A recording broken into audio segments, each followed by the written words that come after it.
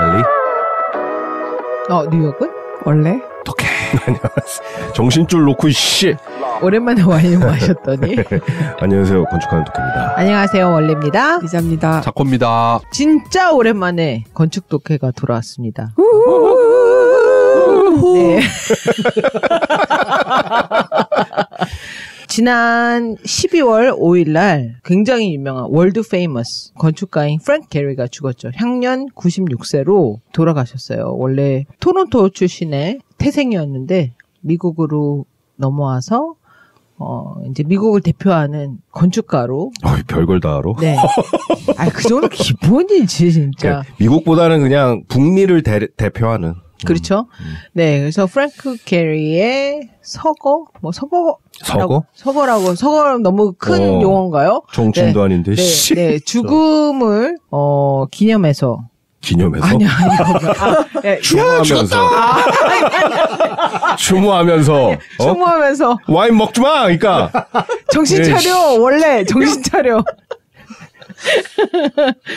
그러면서, 저희가 오랜만에 건축 독해 준비했고요. 오늘 독해 씨와 같이 이 프랭크 게리에 대해서 얘기해 주실 JK님 모셨습니다. 안녕하세요. 안녕하세요. 오랜만에 뵙습니다. 근데 저는 서거는 박정희 서거 이후로 처음 들어봤어요.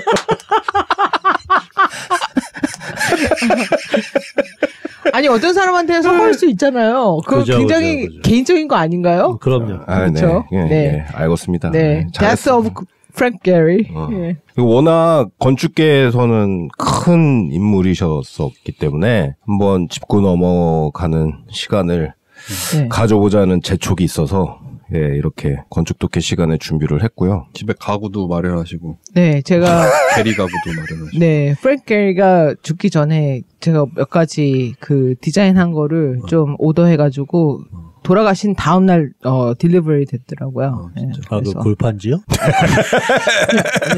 하얗게 생긴 약간 프랭크 게리 이렇게 건물같이 생긴 네 사이드 테이블하고 벤치하고요.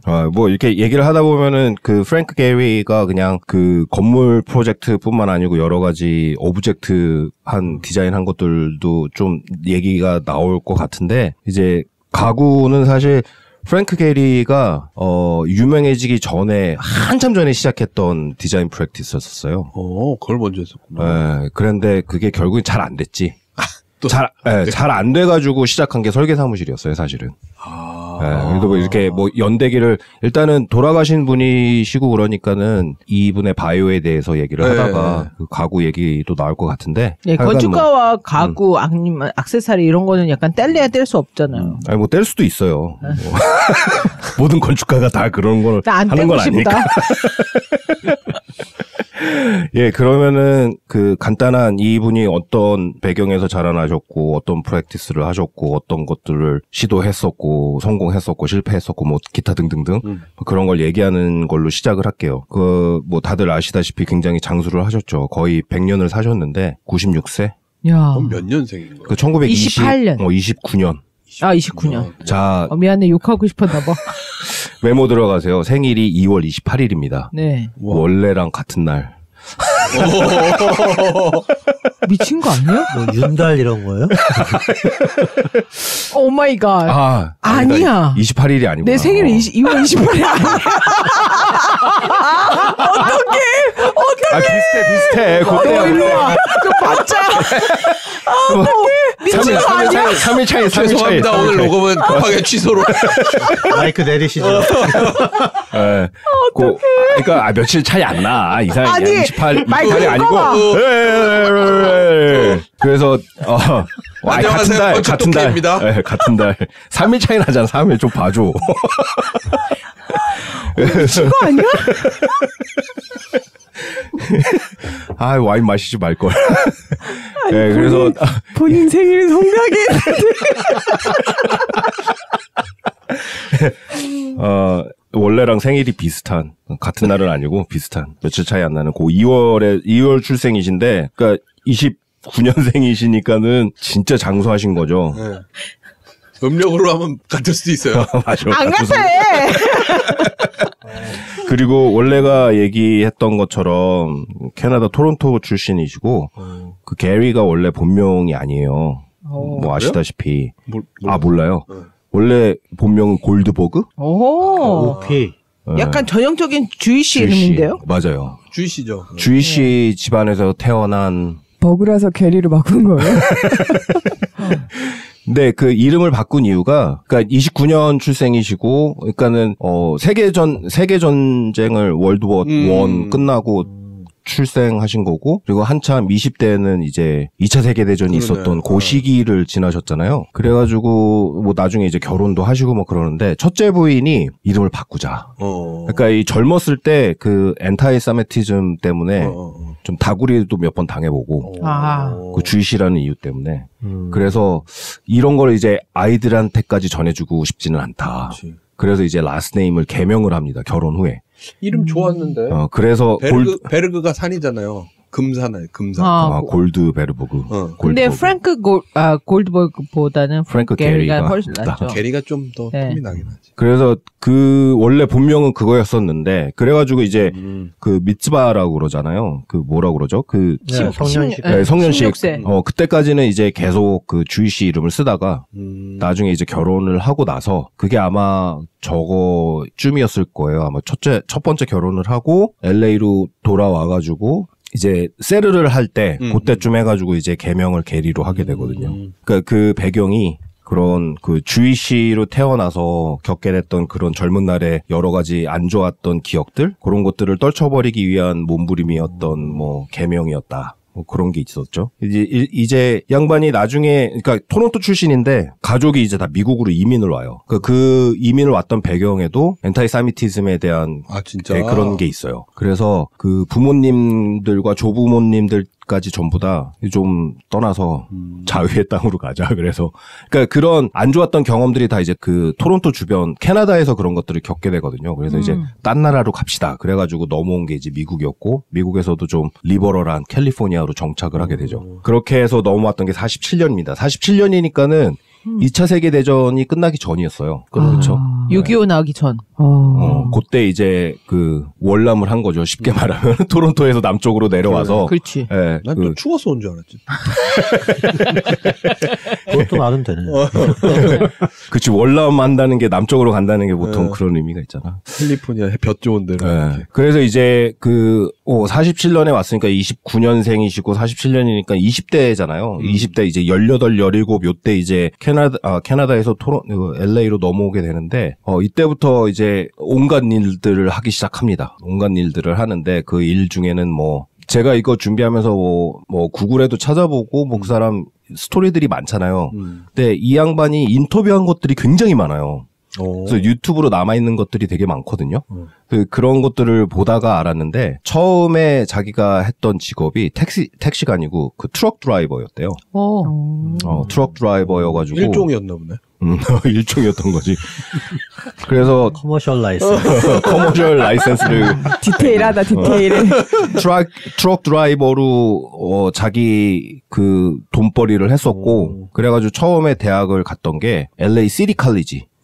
야간 대학을 갔던 거예요. 그러니까 처음부터 우리가 생각하는 스타 아키텍 하면은 뭔가 좀 되게 탄탄한 그 교육 배경이 있을 것 같고 하다못해 무슨 미술사랄지 뭐 그런 거를 했을 것 같잖아요. 그게 아니고 트럭 운전을 하다가 저녁에 시티 칼리지 가가지고 공부를 한 거예요. 근데 그 공부를 하는데 자기가 뭘 할지 모르는 거야. 그러니까 자기는 이제 데이 잡은 트럭 드라이버고 이제 공부는 하라고 자꾸 시키니까 시티 칼리지는 갔는데 뭘 전공해야 될지 몰라가지고 뭐 이것저것 다 해봤대요.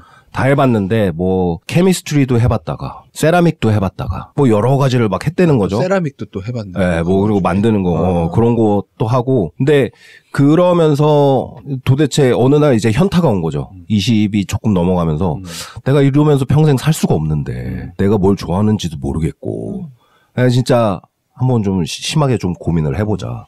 그래가지고 이제 칼리지를 가기 전에 트럭에 앉아서 그 트럭에 앉아서 되게 심하게 한번 고민을 해봤다는 거예요. 내가 앞으로 뭘 하고 살아야 될까? 근데 그때 자기한테 가장 큰 영향을 줬던 게 자기가 자라면서 이제 할아버지가 철물점을 하셨는데 이제 캐나다에서 토론토에서 이제 철물점을 하셨는데 철물점에서 이제 거기서 자란 거죠. 그러니까 할머니 할아버지 손에 컸는데 이제 할아버지는 철물점을 운영하시고 그 뒷방에서는 할머니랑 놀았을 거 아니에요. 그러니까 할머니가 뭐 줄 건 없으니까 쇠? 망치, 못, 일찍 철들었네. 자물쇠 이런 걸 주면서 뭐 이런 걸 만들어 보라고 막 한 거야. 그래가지고 그 할머니가 그런 걸 되게 많이 이렇게 우쭈쭈를 해주셨대요. 그래가지고 그때가 기억이 나면서, 그러니까 자기는 그때 당시에 그런 할아버지 철물점에 있는 모든 머터리얼을 가지고 쉽게 말하면은 심시티를 컴퓨터 대신에 그런 것들을 이용해서 자기가 막 도시를 만들고 막 그러는 놀이를 할머니와 하면서 요런 거를 내가 하면은 내가 그때 그걸 참 좋아했었던 것 같은데 요거를 직업으로 삼으면 어떨까. 그래가지고 이제 우리가 잘 알고 있는 남가주 주립대를 가게 됩니다. 싸이악. 거기서 이제 건축을 공부하게 되는데 남가주는 미스 남가주 말고 그러니까 서던 캘리포니아 뭐 그거 있잖아요. 그래서 거기서 실제로 처음으로 이제 건축 공부를 시작하게 돼요. 트럭은 안 하고 이제 트럭은 이제 하고 이제 내가 좀 시리어스하게 좀 해보자. 그래가지고 이제 그 싸이하게 가가지고 건축 공부를 하게 되죠. 그래서 이제 54년에 건축과를 졸업하고 54년이면은 이제 우리나라가 이제 전쟁이 막 끝났을 때잖아요. 53년에 6.25 끝났으니까. 끝났으니까. 네. 근데 54년에 졸업하기 전에 이제 결혼을 하게 됩니다. 첫 결혼을. 근데 그때 결혼을 하면서 그 부인이 이름을 좀 바꾸자. 그때 그래가지고 나중에 20이 넘어서 그때 이름을 바꾸게 돼요. 네. 그러면서 그렇다고 그래서 이 사람이 보통 이제 건축과를 졸업하면 바로 뭐 누구의 사무실에 가서 일한다거나 그런 경우들이 많잖아요. 근데 그러질 않고 이게 졸업을 해도 자기가 확신이 안 서는 거야. 그래가지고 또 이런저런 직업들을 또 전전긍긍합니다. 결혼을 했는데. 그러니까는 이제 이게 안 쓸 거 아니야. 안 쓰니까는 이제 면이 안 쓸 거 아니야. 아니 20대인데 잘 섰겠지. 근데 근데 면이 안 서니까. 아니 무슨 왜 그러죠? 세계님 왜요? 죄송합니다. 그랬는데 면이 안 서고 그러니까 이제 마누라가 이름 바꾸라 그러니까는 뭐 찍소리 못 하고 이름 바꾸고 막 그랬던 거야. 쭈구리였지 쉽게 말하면. 면 안 선 거 맞아요? 네, 면 안. 그래가지고 그때 이제 졸업을 하고서는 설계 사무실을 안 가고 뭐 이런 저런 직업을 하다가 심지어는 미 육군의 군인으로 복무까지 해요. 근데 그때 시작했던 게 디자인, 가구 디자인을 그때부터 시작해요. 설계 사무실에 들어가기 전부터. 가구를 먼저 했어요. 네, 가구를 먼저. 그때 가졌던 아이디어가 뭐냐면은 군에 있으니까 이사를 존나 많이 다니는 거야. 내가 원하지도 않았는데 가라면 가야 되는 거야. 그렇죠. 근데 그때 당시에 있던 가구들이 다 나무 가구잖아. 그러니까는 이게 너무 비효율적인 거라. 그럼 이거 무거운 거를 또 다 이고 짊어지고 가야 되고 아니면 또 가서 사야 되고 그래가지고 만든 게 골판지 의자예요. 아 진짜? 그래서 나왔던 게. 근데 그때 당시에는 이게 상용화가 안 됐지. 그치. 네, 그래가지고 디자인은 그때 된 거였는데 결국에는 상용화가 안 되고 그 회사는 망했어요. 망하고 나중에 한참 지나고 70년대가 지나서 그 할로운가 그 가구 회사가 그 프랭크 게리 디자인을 사죠. 그죠. 그래가지고 이제 대량 생산이 들어가면서 우리들한테 알려진 거였는데 사실은 그 군 생활을 하면서 겪었던 걸 바탕으로 해서 그런 가구 디자인을 했다가 결국에는 제대로 안 됐죠. 그러고서 이제 전역을 합니다. 그러고서는 어디로 가? 전역했으니까 집에 가야 되잖아. 그럼 LA로 돌아왔죠. 돌아와서 그때부터 이제 자기 사무실을 하기 전에 여기저기 이렇게 수소문을 해가지고 같은 주이시 헤리티지를 갖고 있는 한 건축가의 사무실에서부터 실무를 하기 시작합니다. 그게 한 57년쯤이었을 거예요. 57년, 58년 때. 개띠. 네. 거의 30살이 다 돼서 이제 그때 시작을 한 거죠. 그래서 그러니까는 내가 너무 잘해가지고 우리 회사 이것도 아니었었고 사실은 이렇게 이렇게 레주메 내면은 레주메 1번 트럭 드라이버, 그렇지. 뭐 군인 뭐 이런 거 수준이었던 거예요. 근데 알고 봤더니 이제 주이시 헤리티지를 가지고 있는 본명은 골드버그였고 뭐 그래가지고 비슷한 헤리티지를 그러니까 주이시 헤리티지를 갖고 있는 한 아키텍의 오피스에서 넌 잘하니까 우리 사무실에 와서 일해라 이게 아니고 야 주이시 우리는 위아 패밀리 그래가지고 와 그래 뭐 이렇고 갈 데 없으면 와라. 그래가지고 실무를 시작하게 돼요, 사실은. 그래가지고 이제 보통 그렇게 해서 시작을 하잖아요. 하면은 뭐 이때 당시에는 좀 달랐겠지만 뭐 대단한 프로젝트를 했겠어요. 그러니까는 그 로컬에 있는 사무실이다 보니까 대부분의 로컬에 있는 레지덴셜 프로젝트들을 위주로 하는 그런 프로젝트들이 많았죠. 그런 프로젝트를 하는 사무실에서 운이 좋게 레지덴셜 프로젝트다 보니까 첫 번째 자기 레지덴셜 프로젝트를 그 사무실에서 하게 돼요. 근데 그게 또 되게 웃긴 게 그러니까는 나의 대빵이 있을 거 아니야. 그 사무실의 소장님이 프로젝트를 갖고 와가지고 야 프랭크 요번에는 네가 한번 해봐라 이게 아니었고 어쩌저쩌 하다 보니까는 친구의 와이프의 친구의 어쩌고인데 지불을 하겠다고 그래가지고 그러면은 우리 사무실에서 해봐. 그래가지고 프랭크 게리가 프로젝트를 수주를 하게 돼가지고 네가 갖고 왔으니까 네가 해봐라. 그렇게 된 거예요. 그랬는데 워낙 프로젝트가 그렇게 큰 규모의 프로젝트가 아니고 프라이빗 레지던스다 보니까 그렇게 해서 프로젝트가 들어왔고 뭐 컨트랙터도 자기 와이프의 커즌의 뭐 길 건너편에 컨트랙터가 살았는데 그래가지고 그 사람이 시집을 지었다. 뭐 약간 그림이 그런 다 식으로 그려지지 않아요? 머리 꼬불꼬불한 사람이랑 뚜껑 쓴 사람이랑 다 아는 사람이 그 동네에서 이렇게 그렇게 된 거죠. 그렇게 해가지고 이제 실무를 하게 되고 그런 거에 이제 흥미를 붙이게 됩니다. 요거 재밌네. 조금씩 그런 레지덴셜 프로젝트들을 합니다. 그러다가 이제 처음으로 자기 이름을 걸고 프로젝트를 시작한 게 62년부터 프랭크 게리 어소시에이트라는 자기 사무실을 열어요. 그걸 어디에 열어요? 그게 이제 산타모니카. 산타모니카. 그 캘리포니아에 계속. 거기서 이제 60년대 초반에 자기 이름을 걸고 그 사무실을 시작하고 그게 이제 나중에 계속 커가지고 뭐 프랭크 게리 파트너스 뭐 게리 테크놀로지 하면서 막 계속 커지는 그 모체가 되는 회사가 그때 이제 산타모니카에 62년에 딱 세워지고. 62년이요? 예. 그렇게 되고, 그러니까 62년에 시작을 해가지고 25년에 돌아가셨으니까 도대체 몇 년을 하신 거야? 거의 70년을 자기 이름을 걸고 사무실을 한 거잖아요. 대단한 거죠. 그렇게. 안 늦었네요. 그쵸. 우리도. 진짜 그 포인트예요, 정말. 안 늦은 거예요. 우리 요즘 인생, 100세 인생이라는데, 그럼 안 늦었죠.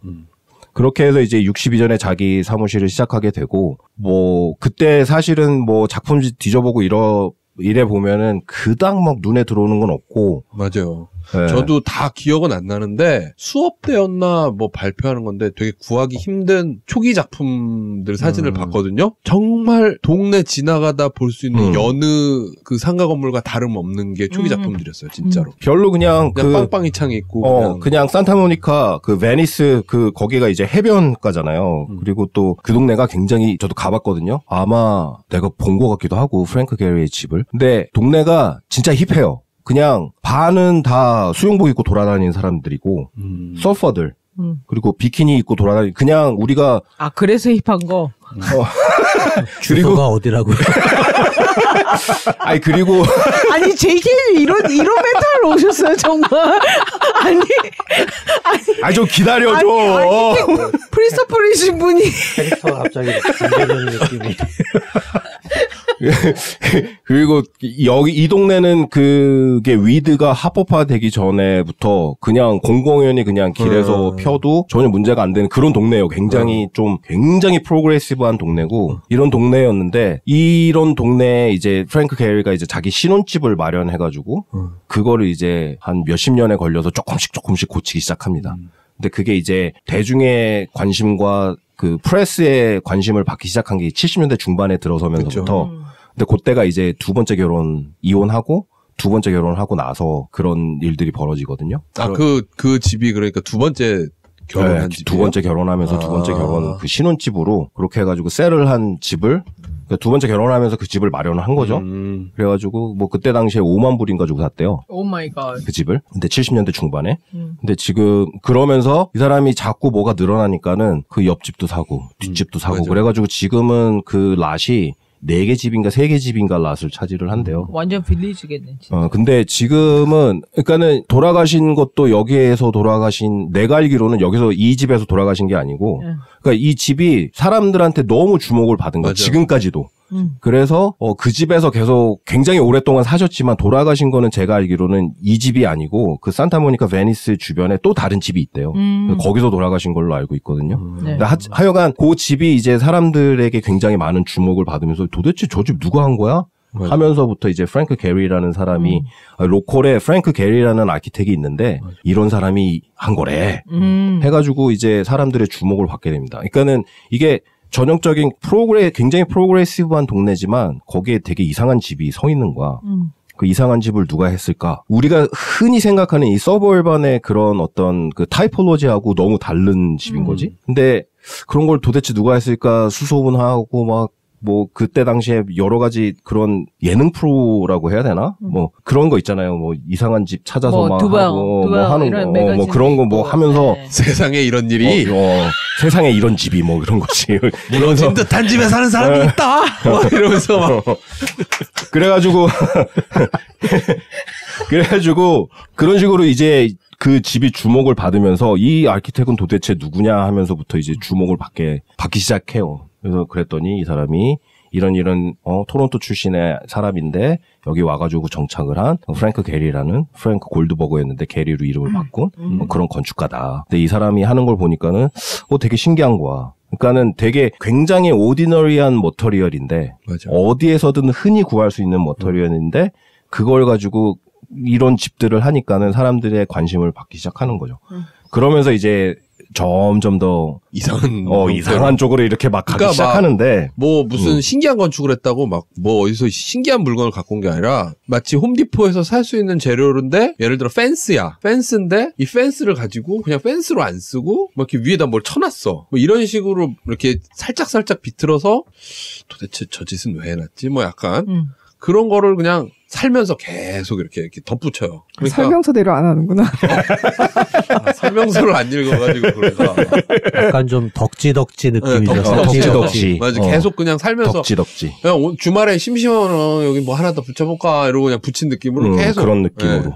근데 여기에서 그러니까는 건축을 어디에서 미국에서 이제 유학을 나올 때 어느 학교를 갈 거냐를 정할 때 내가 가고자 하는 건축 학교가 어떤 도시와 가까이 있느냐가 나중에 실무를 할 때 굉장히 많은 영향을 준다라고 그렇죠. 그런 조언을 해주셨던 그 교수님이 계셨는데, 그러니까 우리가 굉장히 많은 수가 동부로 오고 또 이제 그 학교 이름을 보고 뭐 무조건 아이비 가야 된다. 뭐 그러면 뭐 선택이 없잖아요. 동부밖에. 그렇게 해서 동부로 오는 한 학파가 있고 아니면 이제 서부로 가는 또 그게 있고. 네. 근데 실무를 보면은 정말로 차이가 커요. 어떻게 커요? 그 졸업, 그러니까 그 학교에서 배우는 것도 차이가 있지만 졸업을 하고 이제 설계 사무실에 가서 서부에 있는 사무실과 동부에 있는 사무실은 실무가 굉장히 많은 차이가 있거든요. 그러니까 경우에 따라서는 비가 오거나 눈이 오거나를 하나도 걱정을 안 해도 되는 건축은 서부에서 할 수가 있어요.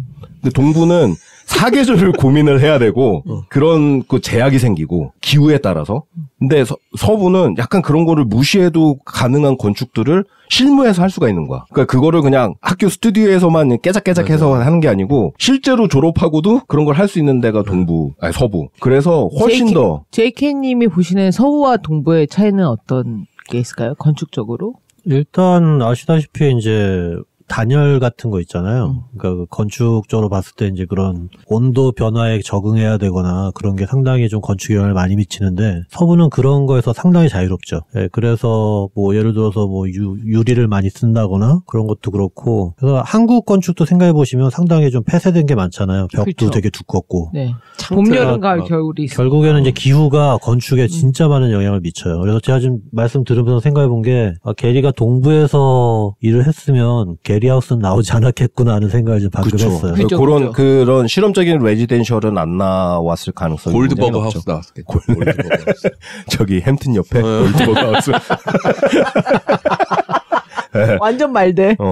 그래서 뭐 그런 좀 차이가 있는 배경도 없지 않아 있죠. 그래서 이제 나중에는 이 로컬에 있는 이상한 건축하는 프랭크 게리에서 전 세계에 자기 프로젝트들이 있고 심지어는 동부에도 프로젝트가 있고 뭐 그런 엄청나게 큰 건축가로 성장을 했지만 초반에는 좀 그랬다는 거. 그런 조그만 걸 가지고 여러 가지 조형을 실험을 하고 이런 좀 유명세를 타기 시작하면서 점점 이제 프로젝트가 커지기 시작해요. 네. 그러면서 뭐 퍼블릭 프로젝트도 많이 하게 되고 쇼핑몰도 하게 되고 이제 프로젝트의 스케일이 점점 커지죠. 그러다가 이제 89년에 드디어 프리츠커상을 받습니다. 뭘로 받아요? 갑자기? 그래서 갑자기? 그러니까 갑자기 이런 생각 들잖아요.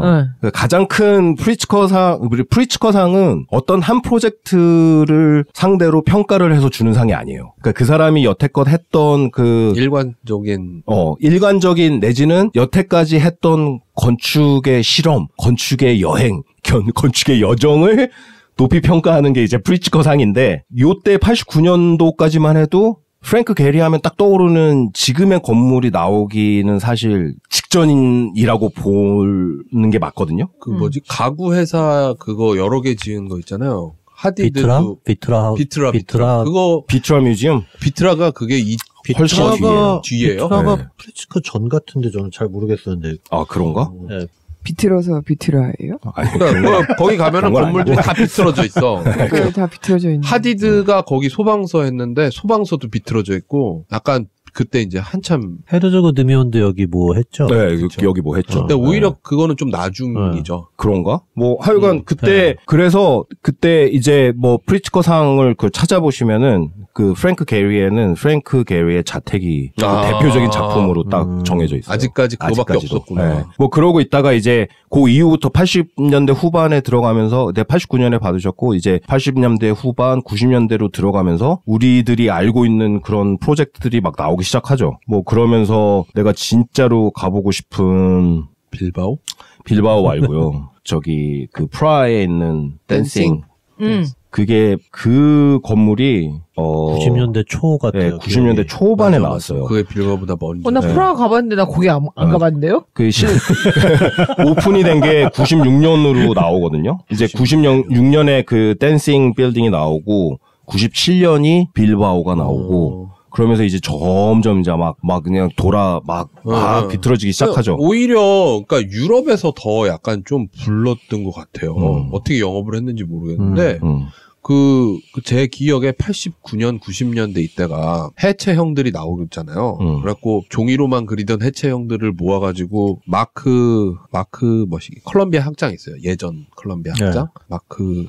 마크만 항상 기억나. 오늘 누구하고도 그 얘기했는데, 마크 누구죠? 막 계속 이러다가. 그 프랑스 사람? 마크가 안 되는 아니. 영국제일 거예요, 아마. 아, 그래요? 네. 근데 하여간 그 아저씨가 건축가들 중에 짓지는 못하고 말로만 조지던 건축가 7명을 모아가지고 7인의 해체주의자들이라는 다큐멘터리를 만들어요. 무슨 사무라이? 네, 7인의 사무라이 그 이름을 일부러 가져온 거죠. 근데 거기에 이제 데니엘 리베스킨트가 있고 하디드가 있었고 뭐 아이젠만도 있었고 이렇게 우리가 지금 아는 유명한 해체형들이 거기 다 있는데 중요한 건 당신 해체주의입니까? 물어보면 다들 자기 아니라고 그래요. 근데 어쨌건 그 마크 그 합장 아저씨가 모아갖고 그렇게 인터뷰를 하고 막 이랬으니까 근데 그 대화들이 보면 되게 아카데믹해요. 그죠. 근데 거기서 게리는 안 껴줬어요. 왜? 낄 수가 없죠, 사실. 왜냐면 이게 그런 약간 건축 아카데믹하고 막 이런 저기는 프렌치하고 이 뉴욕이랑 동부 마크 위글리. 위글리 맞아. 위글리 아저씨야. 이 아저씨 진짜 저기 같이 생겼는데 네. 그냥 학자 이렇게 생겼는데. 그래갖고 저 위글리 아저씨가 이제 그렇게 세팅을 했었는데 약간 아젠다를 만드는 거죠. 근데 그 아젠다에서 일단 내 생각엔 서부 출신이라 묶인 것 같고 게리가 아카데믹한 어떤 그게 활동을 없었어. 하지 않았어요. 그게 없었어. 실무에서 진행을 했고 그러다가 저는 되게 이해가 안 갔던 부분이 갑자기 활동 영역이 유럽으로 뛰잖아요. 맞아요. 네, 그게 프랭크 게리가. 네, 그러니까 그 뭐 아는 유태인 네트워크로 된 건지 뭐 하여간 그 댄싱 타워 나오고 비트라 그 하고 이런 게 비트라도 젊은 애 있죠. 독일에 있죠. 네, 독일에 독일에요. 있어요. 네, 독일에 네. 있어요. 그러니까 저는 그게 오히려 미국으로 역수입됐다라는 느낌이 들어요. 약간. 제가 듣기로는 그 무슨 같이 일하는 클라이언트가 그러니까 뭐 이게 뭐 그 만들어진 얘기인지 모르겠는데 그러니까 게리의 집을 우연히 방문하게 됐대요. 가서 보고 갑자기 너 이런 거 하는 사람 아니잖아. 그러니까 평소에 하는 게 전혀 다르니까 그래서 이런 걸 좋아하냐 그랬더니 자기는 이런 게 좋다. 그러면 너는 뭐 그런 거 하는 사람이 아니라 쇼핑몰 이런 거 할 게 아니라 뮤지엄을 해야 되지 않겠냐. 그러면서 이제 그 클라이언트 중에 한 명이 그쪽으로 막 이렇게 소개를 하면서 그쪽으로 이렇게 점차 이렇게 옮겨갔다는 얘기가 있더라고요. 제가 알기로는, 사실인지는 모르겠어요. 네, 제가 알기로는 그 클라이언트 그 역할했던 사람이 이제 그 구겐함 뮤지엄의 그 파운더라기보다는 지금 대빵으로 있고 그 빌바오를 집게 만들 수 있게 해준 커미션을 준 사람으로 알고 있거든요. 아, 구겐하임도 주이신가요? 그러겠죠. 구겐하임이면. 요튼하임, 구겐하임. 저희도 이름을 골드버그. 어떻게 뭐 JK 실버버그 뭐 이런 거. 실버버그. 저기 뭐 이스트만, 웨스트만 이런 거. 웨스트만 괜찮은데 웨스트만 좋다. 웨스트만 씨. 네. 좋은데요, JK 웨스트만. 그러니까 이때 이제 89년 이제 미국으로 넘어와서 는 뭐 그 우리가 다 알잖아요. 그 월트 디즈니 콘서트홀. 뭐 그게 이제 2000년 초반에 지어지는데 그걸로 빠밤하기 전에는 그 전에 뭐 빌바오를 시작으로 해가지고 조금 더 지나가면 뭐 댄싱 빌딩도 그렇고 뭐 심지어는 저기 일본 고베에 있는 무슨 이상한 레스토랑도 하고 뭐 하여간 뭐 요런 것들을 하다가 이제 이렇게 급변한 그 조용의 급변이 막 급변이라고 하기보다는 이 사람은 항상 그 조용을 꿈꿨다고 하니까 자기 머리로 그거를 이제 실현하기 시작한 게 2000년대 초반인데 요때가 이제 게리 테크놀로지라는 회사를 세우게 됩니다. 이 양반이. 근데 그 게리 테크놀로지의 가장 큰 수혜를 본 첫 작품이 사실은 월트 디즈니 콘서트홀이죠. 네. 근데 그 전에는 그거보다도 제가 생각하기에는 그거보다도 더 큰 영향력을 주고 있는 게 빌바오인데 빌바오는 사실은 그냥 그 게리 테크놀로지를 기반으로 한 그런 어떤 플랫폼으로 디자인을 한 게 아니고 노가다 그 완전 노가다였죠. 그러니까는 그때 이런 게리 테크놀로지를 만들어야겠다라는 거를 그 빌바오 디자인을 하면서 느꼈었던 것 같아요. 그러니까 거기 보면은 이제 뭐 그 다큐멘터리나 그런 거 보면은 거기에 이제 건축이랑 전혀 상관없는 그 비행기 만드는 사람이 사무실에 있잖아요. 그러면서 카티아 뭐 이런 거. 그러면서 이제 그 게리가 이렇게 야 여기는 좀 더 꾸기고 이렇게 해가지고 막 이렇게 형태를 만든단 말이야. 그럼 그 형태를 모형으로 만든 다음에 그거를 그 디지타이저라고 옛날에 불렀잖아요. 이렇게 짝짝짝 좌표 찍어가지고 캐드로 옮기는 거. 그런 이제 비행기 만들 때 모형을 만든 다음에 그 리니어한 디지타이저가 있는데 그걸로 이렇게 선을 그리면은 그게 이제 컴퓨터 프로그램으로 옮겨져 가지고 그 컴퓨터 3D를 만들어주는 그런 프로그램을 썼대요. 그때 당시에 이제 비행기 만드는 사람들이. 그게 게리 회사에서 디벨롭한 그런 프로그램이 하나 있지 않아요? 네, 맞아요. 그쵸. 근데 이제 그거를 이제 게리 테크놀로지에서 그거를 실제로 건축에 쓰기 위해서 그거를 만든 게 이제 게리 테크놀로지고 그 전에 빌바오를 할 때는 실제로 비행기 만드는 사람이 그런 그 컴퓨터 그런 것들을 갖고 와가지고 사무실에서 실제로 그거를 모형을 만들면 이거를 다 디지타이징을 해가지고 모형을 만들고 어느 정도 노가다였냐면, 그러니까 이게 지금 뭐 들으시는 분들이 뭐 게리 건물 보시면 다 아시겠지만 이게 도면에 똑바로 표현되기도 힘들고, 그치. 그리고 그거를 그려놓는다고 해서 될 일도 아니고, 그러니까 왜 유명하잖아요. 그 게리 사무실에서 일하는 방식이 종이장을 이렇게 꾸겨갖고 던져놓고 가면 인턴이 밤새 이렇게 모델 만들고 이런 식으로 한다고. 그리고 뭐 아침이 되면은 뭐 인턴이 잘못 굽어놔갖고 거꾸로 놨는데 게리 보고 야 이게 더 이쁘다 이러고 이걸로 막 찍고 막 이런다고. 근데 그대로 컴퓨터로 옮겨야지. 그 건물이라는 게 덩어리로 짓는 게 아니라 왜 그 물고기 비늘처럼 이렇게 철판들을 휘어가지고 하니까 그게 모양이 다 다르잖아요. 네. 그거를 하려면 이거를 3D로 스캔을 해야 되는데 당시에 요즘은 왜 라이다 뭐 이런 것도 발달해가지고 3D로 하면 막 쫙 입력되고 이러는데 그때는 펜 끝에 이렇게 반짝반짝거리는 뭐 달린 게 있어요. 네. 그 펜을 이렇게 들고 든 사람이 손을 떨지 않고 그 물체를 이렇게 따라서 이렇게 싹 내려오면 선을 따라서 띄엄 좌표값이 들어오는 거야 컴퓨터로 이렇게 3D 상에서. 그러면 그거 해갖고 한 다음에 입력 이게 뭐 첫 번째 줄 그다음에 또 쭉 그어서 이렇게 해갖고 그렇게 하면은 그 비행기를 디자인하는 3D 툴이 있어요. 카티아라는. 걔 안에다가 이제 입력을 한 다음에 비행기는 왜 그 철판들을 이렇게 휘어서 만들잖아요. 그러니까 그 프로그램을 써가지고 이제 한 판씩 이제 디자인을 했던 거죠. 그러니까는 그게 알루미늄 판이 됐든 무슨 뭐가 됐든 그 철판을 휘어가지고 비행기를 만드는 거잖아요. 근데 네. 그거는 이제 원재료가 평평하게 나오잖아. 그죠. 근데 그거를 구부려가지고 그 형태를 만들어야 되잖아요. 네. 3D의 곡선을 가진 것들이. 근데 한쪽 곡선이 아니고 막 비행기 날개를 보면은 여러 가지 곡선들이 막 합쳐져가지고 이게 한 형태를 만들잖아요. 그러니까는 그런 테크놀로지를 비행기 만드는 데 쓰는 그런 테크놀로지를 건축에다 갖다 놓고 하려다 보니까는 엄청난 노가다였던 거지. 엄청난 노가다. 그래서 뭐 그렇게 해가지고 그렇게 해서 빌바오를 했는데 아 이게 보통 노가다가 아닌 거라. 근데 너무 결과는 좋았잖아요. 그쵸. 그죠. 네. 뭐 노가다니까.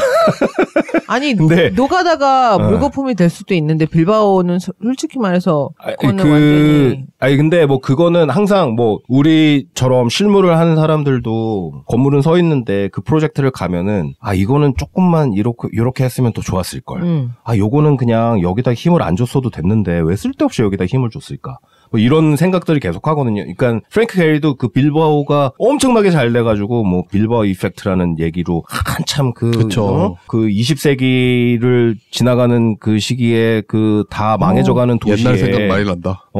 다 망해져가는 도시에 건축물이 하나 들어왔는데 뮤지엄이 하나 들어왔는데 그것 때문에 도시가 막 다시 살아나고 건축이 정말 엄청난 일을 할 수 있다 막 그래가지고 엄청나게 이슈가 많이 됐단 말이지. 근데 게리도 저기를 가면은 그런 고민을 했다는 거야. 아, 내가 왜 저랬을까? 아, 이거는 아닌 것 같은데. 근데 결과적으로 이렇게 잘 나왔으니까 그리고 그거를 이루기 위해서 엄청난 노가다가 들어간 거를 알고 있으니까. 근데 이 프랭크 게리의 프로젝트들을 보면은 그리고 이제 빌바오가 자기 나름의 그것들을 굉장히 익스트림으로 갈 수 있었던 이유가 이게 뮤지엄이잖아요. 그렇죠. 창문이 없어요. 그러니까 메스를 만들어 놓고 창문이나 뭐 채광, 환기 이런 거 고민을 안 해도 되는 거야. 내가 만든 덩어리가 순수하게 건축물로 만들어줄 수 있는 조건을 갖춘 프로그램이란 말이에요. 뮤지엄이라는 것 자체가. 그래서 그거를 굉장히 익스트림하게 갈 수 있었었는데 이게 그 프랭크 게리가 굉장히 자랑스럽게 얘기하는 것 중에 하나인데 이거를 지을 때 그때 당시에 스퀘어 피트당 300불이 들었대요. 진짜? 지금 벌겐 카운티에서 두플렉스 짓는 게 스퀘어풋당 350불인데 진짜 싼 거요. 진짜 싼 거죠, 정말. 엄청나게. 근데 이게 그 티타늄으로 돼 있잖아요. 껍데기가. 그 티타늄이 그건 좀 자랑스러워 할 만하네요. 티타늄으로 만들어졌는데 티타늄을 이거를 얇게 박을 만들어서 어느 정도의 강성도 있지만 형태도 만들어야 되기 때문에 굉장히 특수한 코팅 프로세스를 해서 그걸 만들어내야 된다는 거야. 그래서 그 머터리얼을 피츠버그 그 제철소에서 했대요. 그러니까는 마가네, 마가. 이게 되게 웃기지 않아? 그때 2000년대 아이스? 90년대 후반 2000년대 그때 피츠버그의 철강 산업이 어땠을지 모르겠지만 아마도 예전 같지는 않았을 거라고. 그러니까는 얘네들도 원재료는 결국엔 어디서 갔다가 프로세스를 거기서 한 다음에 이거를 스페인으로 또 보내야 되는 거야. 근데 그런 거를 다 생각해 보면은 이거를 짓는데 300불밖에 안 들었다는 게 사실은 약간 설계비가 300불 아니에요? 그래서 인건비를 떼어먹은 거 아니에요? 약간 뭔가를 태워먹은 것 같은 그런 약간 이게 저기가 아닐까라는 생각이 드는데 그러니까 이 사람의 생각은 그거야. 그러니까는 설계를 하고 자기의 디자인 팀이 이거를 할 때 그냥 어떤 화려하고 기괴한 형태를 만들기 위해서 그냥 던져놓은 게 아니라는 거지. 그거를 만들어내기 위해서 엄청나게 많은 고민과 엄청나게 많은 디자이너들이 엄청나게 많은 드로잉들을 만들어냈고. 그래 누군가의 열정페이가 그렇게 지불됐겠죠. 그래서 이제 더 이상 내가 말했잖아. 아키텍처가 이제 프로페셔널 스쿨 아니어가지고 우리 이제 유니언 만들 수 있다니까. 이제는 뭐 예전에 이때는 뭐 다 열정페이라는 게 가능했던 시기였으니까. 저희도 이제 조끼 입고 다니면 돼요. 조끼, 꼬물이 조끼 이렇게 딱 입고. 김장. 노조 조끼. 그래서 뭐 그렇게 얘기를 하더라고요. 그러니까 프랭크 게리가 이런 조형을 만드는 게 그 나중에도 얘기가 나오겠지만 뭐 뻑큐한 뭐 그런 사건이 있었잖아요. 네. 그 프레스 컨퍼런스 이런 데서 그러니까 당신의 건축은 당신의 프로젝트는 그냥 화려하고 그냥 겉으로 보여주기 위한 것들이 아니냐. 근데 이 자기 스스로는 자기의 프로젝트를 하면서 이거를 어떻게 실현할 것인가에 대한 굉장히 많은 고민을 한다는 거지. 그래서 되게 자랑스럽게 얘기하는 것 중에 하나가 자기의 대부분의 프로젝트들은 체인지 오더가 제로이거나 대부분 제로라는 거야. 왜 어떻게 그거는 진짜 거의 진짜- 불가능한 거예요. 네, 거의 불가능한 근데 건데. 어떻게? 그러니까는 그만큼 도면이나 여러 가지를 많이 준비한다는 거예요. 그러니까 거기에 빈틈이 없게끔. 그래서 룸 오브 인터프리테이션을 안 남겨놓는다는 거야. 그러니까 드로잉을 보고 포기하고 안 하는 거 아닐까요? 혹시 그냥 드로잉이 없는 거 아니에요? 그때 달라요. 막 이렇게. 그러니까는 이거를 만들려면은 방법이 그것밖에 없는 거고 그치. 컨트랙터가 이렇게 해도 되고 저렇게 해도 되고 하는 그런 그 해석의 여지가 전혀 없는 그런 거를 납품을 한다는 거야. 근데 그거를 제가 게리한테 하나 좀 약간 감동하는 거는 그 비정형 건축이라고 해야 되나? 그런 건축을 하는 건축가 중에서 엑스큐션이 제일 좋았던 건축가로 저는 기억을 해요. 그러니까 제가 가서 봤을 때 가장 그쵸. 엑스큐션이 좋았어요. 그러니까 네. 볼 때 다른 건축가들은 보면 이제 흠도 보이고 막 맞아요, 여러 가지 맞아요. 보이는데 네. 이 사람 거는 저는 그런 거를 본 적은 없어요. 이 사람 되게 맞아. 웃긴 게 본인은 설명서 안 읽으면서 막 쓰면서 자기 설명서는 엄청 꼼꼼하게 해서 주네. 그러니까 네. 그렇게 해서 결국에는 클라이언트 본인이 했겠어요? 열정 열정페이하는 백 몇십 명의 스태프들이 그걸 한 거지. 그러니까는 근데 이 얘기를 들으면 들을수록 되게 놀라운 게 그 힘이 있는 것 같아요. 그 프랭크 게리의 힘이. 그러니까 건물주도 기꺼이 이 사람은 계속 실험을 하면서 자기의 건축 역량을 넓혀간 거잖아요. 네. 그죠. 근데 어떤 사람들은 기꺼이 돈을 내가며 자기가 그렇죠. 건물주가 돼가며 네. 자기를 기니어픽으로 써달라고. 근데 이게 네. 예를 들어서 아까 얘기했던 해체형들 있잖아요. 7인의 해체형들. 네. 이 사람들 같은 경우는 자기의 아카데믹한 자기가 되게 높아서 건축주를 우습게 봐요. 아. 그 약간 뭐라고 그래야 되나? 까고 내가 들어가는구나. 예술 하시는데 너는 돈을 대는 거야. 약간 이런 마인드야. 영광인 줄 알아 이것들아. 약간. 그래서 건물이 조금 뭐가 미스가 나도 야 잡지 잘 나오면 돼. 약간 이런 간지라면 실제로 그랬다는 건 아니고 네. 느낌상 좀 그래요. 근데 게리는 이게 뭐 종이 구겨서 했든 뭐가 됐든 빵꾸가 안 나는 거야.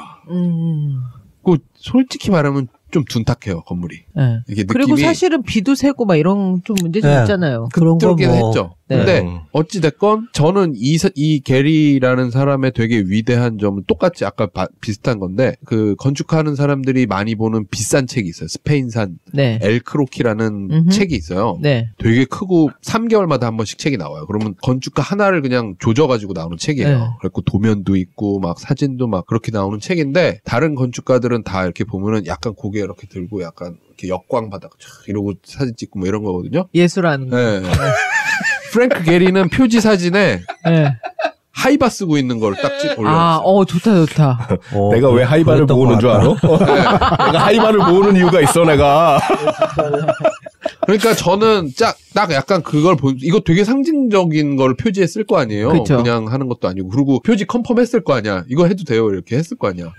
그랬겠지. 그러니까 이분은 종이장 꾸겨서 컨셉을 하는 거, 그러니까 그거는 어떻게든 하면 돼. 나는 이거를 어떻게든 만들어내겠어라는 거에 중점을 뒀다고 생각을 해요. 거기에서 와 이거를 해내는구나. 그 뒤에 들어가는 온갖 노가다는 내가 하이바 쓰고선 해결하겠어. 약간 이런 의지인 거죠. 뭐 하이바 쓰고 해결하기 그쵸. 하이바 꼭 쓰고 보다는 하진 않았겠지만. 우리 도케 씨는 머리 커서 하이바 찾기도 힘들어. 아니야 저거 다 맞아 웬만한 사람. 왜 그래? 저거 다 맞아. 여기 이렇게 다 JK님 남 일인 것처럼 얘기해요.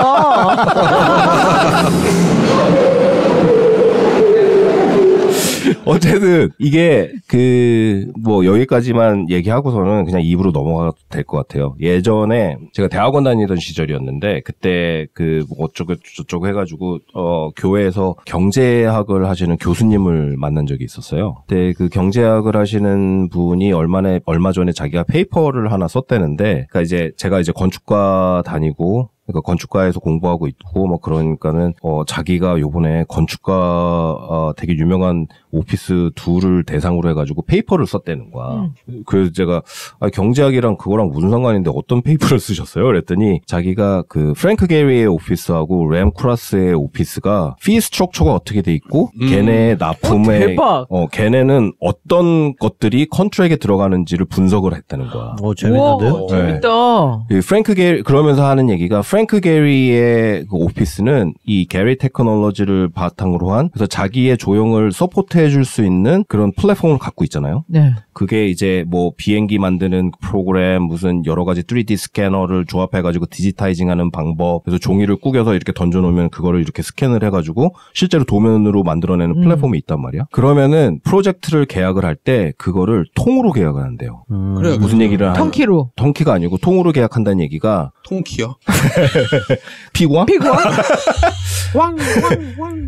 통으로 계약한다는 게 뭐냐면은 자기가 이 프로젝트를 하면서 만들었던 모든 도면, 모형, 이런 모형까지 원하면 다 준대. 근데 기본적으로 도면은 통으로 다 넘겨준대요. 그러니까 요즘 시대에 안 넘기는데? 요즘 안 넘기잖아요. 네. 그리고 보통 이제 빔으로 요즘은 하다 보니까는 빔 모델을 쉐어는 하죠. 쉐어를 컨설턴트랑은 당연히 쉐어를 하는 거고 심지어는 제너럴 컨트랙터랑도 쉐어를 한단 말이에요. 그죠. 그럼 걔네들이 이제 크래시 디텍션도 하고 뭐 트레이드 뭐 코디네이션도 하고 막 이런단 말이야. 근데 그 개념 자체가 벌써 이미 게리 테크놀로지를 기반으로 하는 2000년 초반에 프랭크 게리 오피스는 그런 식으로 계약을 했다는 거예요. 그러니까 피가 굉장히 높겠죠. 그렇죠. 설계비가. 그걸 통으로 넘겨주는 거야. 그러니까 자기가 하고 싶은 걸 하기 위해서 돈을 다 거기에 쏟아붓는 거니까. 그러면 거기에 대한 카피라이트는 프랭크 게리가 안 가는 거예요? 자기가 갖고 있는 거죠. 그러니까 자기가 그 디자인에 대한 카피라이트는 가지고 있는데 사용에 대한 거는 클라이언트한테 있는 거지. 오케이. 사용에 관한 거는. 근데 뭐 그거를 내가 여기에서 빌바오에 했단 말이야. 그래서 똑같은 거를 구겐하임이 나는 똑같은 디자인을 저기 아부다비에 하겠어. 그러면은 그건 브리치 컨트랙인 거지. 오. 카피라이트를 프랭크 게리가 갖고 있는 거니까. 그렇죠. 그러니까 뭐 그런 건데 하여간 계약을 그렇게 한다는 거예요. 근데 램크라스 OMA는 그런 식으로 계약을 안 한대. 그럼 어떻게 해? 근데 OMA는 되게 디센트럴라이즈 돼 있다라고 다들 그러잖아요. 맞아요. 그러니까는 프랭크 게리 대빵들도 프랭크 게리 오피스는 프랭크 게리가 있고 그 밑에 100 몇십 명이 다 서포트를 하는 거지. 오, 대박. 그러니까 내가 모든 거를 다 결정을 하고 컨트랙도 내가 다 해가지고 120명이 했든 130명이 했든 디지타이즈 했던 모든 그 리소스를 통으로 넘겨주겠다라고 계약을 하면은 통으로 다 넘겨주는 거야. 근데 OMA 같은 경우에는 굉장히 디센트럴라이즈 돼 있는 그런 오피스의 스트럭처도 있기는 하지만 여기는 디테일 한 장당 가격을 매긴대. 좀 짜친데? 근데 이게 프로젝트를 생각을 해보면은 OMA도 그렇고 프랭크 게리 오피스도 그렇고 인터내셔널 프로젝트가 많잖아요. 그러다 보면은 항상 로컬 아키텍과의 컨트랙이 또 있어야 돼요. 그죠. 그래서 그 로컬에서 시공사. 시공사는 이제 뒤고 달라? 그러니까 해외 건축가는 그 나라에서 건축을 했을 때 책임을 질 수가 없잖아요. 그죠. 그러니까 그러니까 로컬의 그 지역의 책임을 건축사가 책임질 건축사가 필요한 거야.